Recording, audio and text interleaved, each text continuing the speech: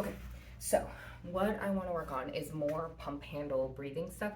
So what we're going to do is we're going to use this blanket, right? And it's rolled up just so it's a couple of inches thick. I don't want you to go too much, but again, we're going to work on getting your pump handle up and working on just the activation of the diaphragm and getting that sensation of how it works and how it draws air into our body, and if we're using our diaphragm versus if we're using these muscles up through our neck and shoulders and up and through our upper rib cage and chest area, right? So what you're gonna do is you're gonna lay out your blanket, right? What I want you to think is it's gonna go across your shoulder blades. Think the opposite position, right, from your sternum, right, the hard spot in the middle of your chest. So I want you to go directly opposite of that on the back side of your body. So you're gonna lay your upper back across and you're gonna put your feet at 90 degrees on the wall. So you get down here, right? Find that position, bring yourself into a nice 90 degrees so your toes and your knees and your hips are all in a nice line, and then let your lower back kind of relax onto the floor.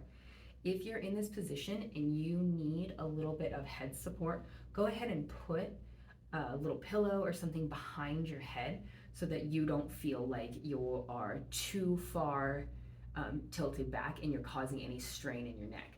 If you don't need this tension, that's totally fine, and stay here and allow your body to use this position to kind of open and stretch out some of these muscles. And remember, if it's too much, I want you to start where you're more comfortable, because I want you to be able to focus on the breathing and not necessarily on what's happening in your body position, okay?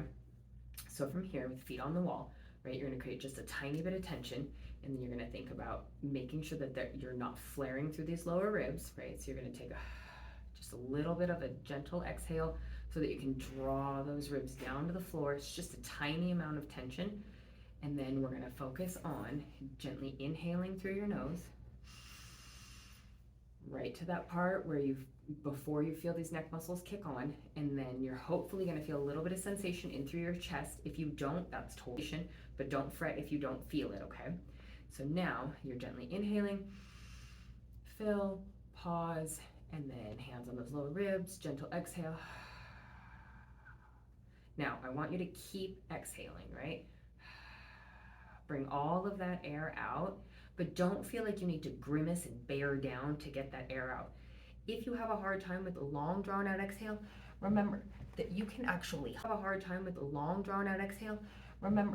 you can actually hum. Evaluate what you feel, and as soon as that little message comes on that you need to breathe, I just want you to breathe. I don't want you to actively inhale, I don't want you to try, I just want you to release and let that air rush into your lung. It is a big expansion into this upper chest, and you're gonna really feel that diaphragm kick on it.